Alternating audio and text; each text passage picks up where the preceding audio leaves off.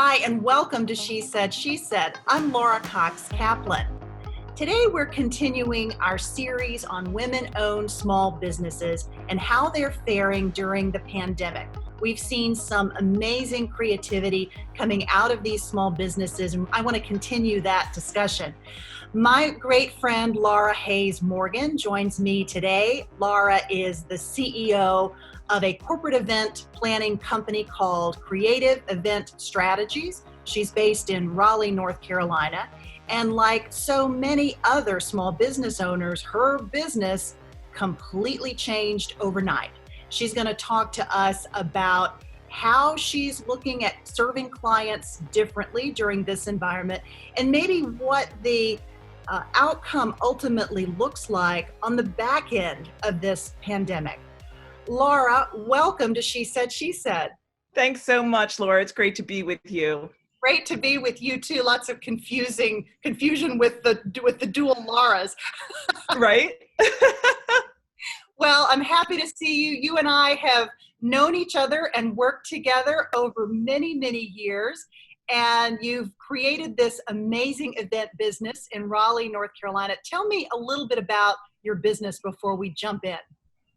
Well, my business, Creative Event Strategies, is focused on doing, we love doing events, but we really want to do strategic, important return on investment type of events. So we want to work with our clients. You know, there are definitely parties where there should be no return on investment other than a great time. But when we work with especially our corporate clients and our nonprofits, we want to make sure that we're helping them establish goals and meet those goals as well. Yeah. What does that mean, Laura, as you think about really creating that strategic partnership? I think most people think about events. You go, you attend, you have an interesting experience, you go home. What do you mean by really being part of their overall strategy? I think one of the most important parts of this is messaging and figuring out from the very beginning what you want to accomplish with that event. So you need to have a goal in mind. And that's what the first thing that we like to do when we sit down with a client is, what is the goal here? Are you working on your pipeline of incoming clients? Is this a way, if you're a university, are you stewarding existing donors? Is this a thank you event for clients or donors? And then what do you want them to leave thinking about? You want them to be talking that the food was great and the flowers were beautiful, but you also want them to think like, I had no idea that the research at that university was so extensive on, some subject. We want them to leave with a firm idea of what happened, what the subject is, but also then a call to action. And sometimes the call to action can just be, will you see us again? Will you take our call when we would call in and want to have a visit with you for a donor? But I think that having those, so basically our job does not end with the event. We start off setting up a goal and then we move forward through the event, keeping that messaging. And then after, there should always be an after action report and a plan for how, even if we're not involved, how that client will move through following up on that event. Yeah. So Laura, it goes without saying that your business completely changed overnight with this pandemic because no one is able to get together in these settings like you typically were doing. I mean, my guess is you were doing probably no virtual events. You were only doing in-person events. Talk about what happened. Sort of describe for me that moment where everything changed and what you did. The first sort of flicker was a speaker that we had for an event in Philadelphia. It was a speaker who was based in California, and California was sort of one of the early warning signals for this. And he said, are we going to go forward with this? And I was like, of course we will. And literally within the next 12 to 16 hours, the Biogen meeting information hit, and that was that meeting up in Cambridge that then became one of those super spreader events. Yep. And we decided to cancel that event in Philadelphia. And then it was that entire week, that sort of second week of March, where things just fell like cards. Yeah. And some things are being rescheduled, some things will be rescheduled, but everything, social events, corporate events. And so at the end of the week there, it was sort of like we had a very full spring and fall calendar where I was thinking, oh no, we have so much work. How will we get done with this? And to then being like, wow, I need a hobby. And I think it's interesting that this one client that I'm talking about we do events for them monthly events for them in 4 or 5 cities. So when they decided we all had to go on hold, but they really wanted to move to a virtual platform. They have sponsors where they have yearly contracts. They have a real sense of guidance that they give to this life science community. They work with early stage life science companies. So we pivoted to the virtual sphere as everyone was doing, but they were able to do it really early on. And that's in part because the CEO is just very, very nimble, very quick on her feet. She's really, I have the greatest respect for her. And she was way ahead of the curve. We were up and running with an event that was going to take place in San Diego by like the 3rd week in March. Wow. And we moved it to a virtual sphere. Yeah. And just yesterday, we were having conversations with them about what is it going to look like when we go back? Because virtual events, we miss that, like I give you a hug, we have small talk, that sort of networking with people you don't know. But we also were able to, for example, this San Diego event got a national audience. And it also has a really long shelf life now on their library of webinars. Mm-hmm. So there are also good things. Yeah. Can you talk a little bit about sort of the tips or sort of strategies behind making a virtual event as impactful as possible, recognizing that it's not going to be the same as an event where you, like you said, can hug people and really have that direct right. But it's the next best thing. It's the only alternative. So what are your suggestions for making that experience as impactful as possible? One thing a couple of things that we've sort of ironed out and learned, you need a very strong MC.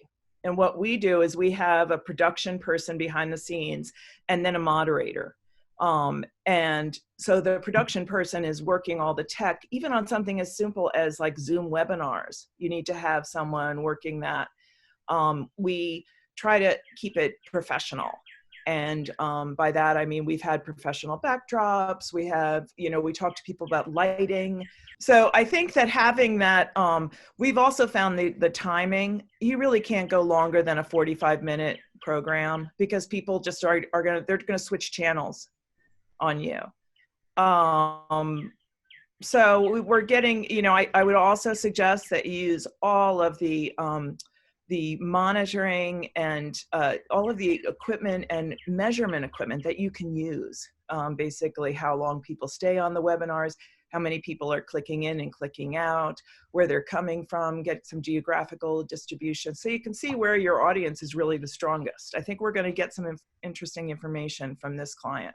Yeah, that's fascinating. So talk about your team is also working virtually. And I know you had folks that were already somewhat around the country. So some of that you're accustomed to, but you're using with event planning, typically you're using freelancers as well, right? Your audience, people I suspect are people that you contract with and maybe other vendors. How have those folks been available to you? Like how has the disruption for their own business model impacted your ability to work with them, if at all? Right. Well, the vendors are the people that I worry about. Our vendors, across the country. The caterers have really developed a model where they're cooking family meals and cooking meals for healthcare workers and doing gift cards. So a lot of them have really very quickly, again, pivoted. It's the people that are going to survive this are really the ones that are not sitting back and saying, oh my God, this is so awful. Although there is time for that. There should be a good hour of, oh my God.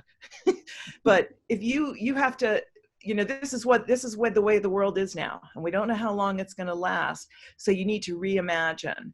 And part of our business has always been coming into a client and taking their event calendar or taking specific large events and reimagining them for them, because events get stale. And this is just another sort of part of that service, is reimagining now. And then as we move back, we'll reimagine to a hybrid model, and then eventually in person as well. Yeah. Laura, what are some of the long-term changes, potentially, both positive and negative, that we may see coming out of this in the big corporate event space?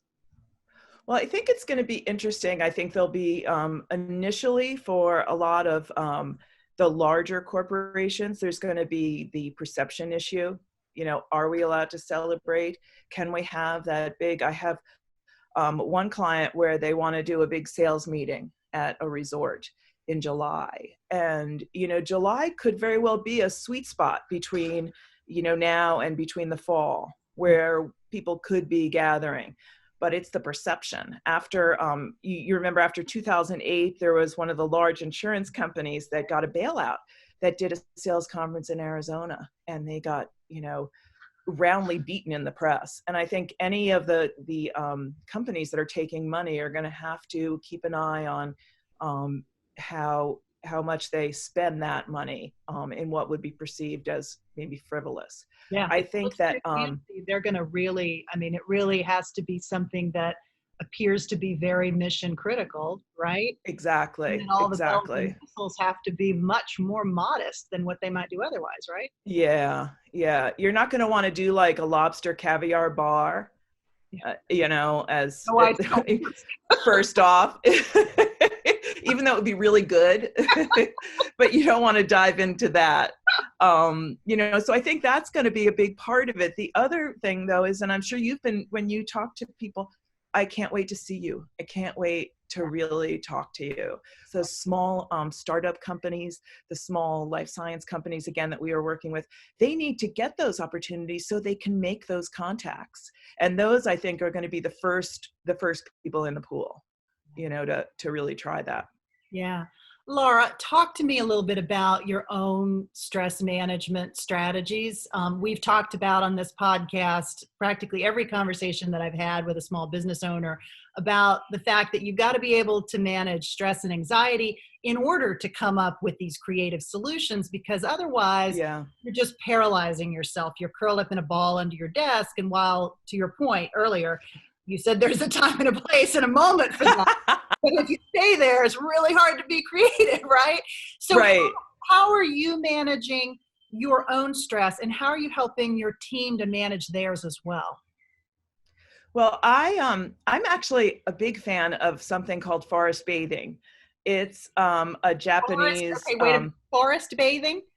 Forest bathing. Forest bathing. And it started in Japan, and there's a great book that I'll send over to you. And but what it is it's going into nature, take deep breaths, you walk, you relax, and that's actually where I find so many great ideas. This is where, when I left my old job and I went into the woods, as they say, and I would walk in the woods, and that's where I decided I want my own company again. And so what I've been doing is we take our dogs, my husband goes, sometimes some of our kids go, and we walk in the woods here in North Carolina, and it's fabulous. And my kids will even say, like, I think you need a meadow. And we go to the meadow right near our house, and the dogs sort of get me back into a good frame of mind. All of the other things like getting sleep and exercising. And I also do gratitude lists.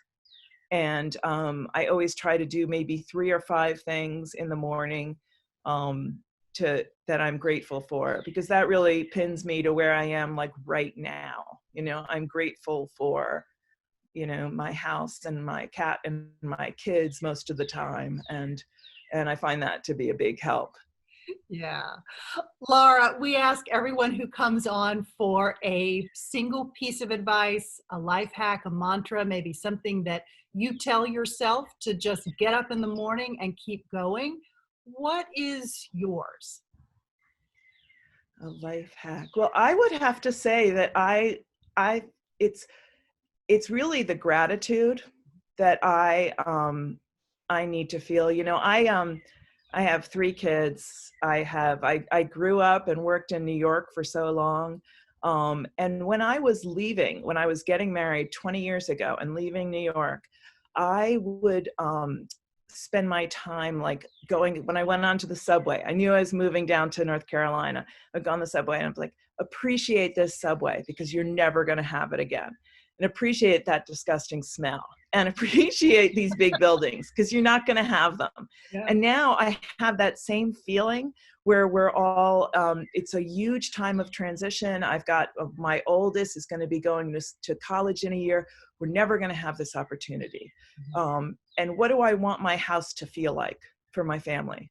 Do I want them to feel like, mom is freaking out because her business is slowed down, and or do we want it to be something where we took advantage of this time? So if we can I think that's probably what I would say is think about what I want my house to feel like.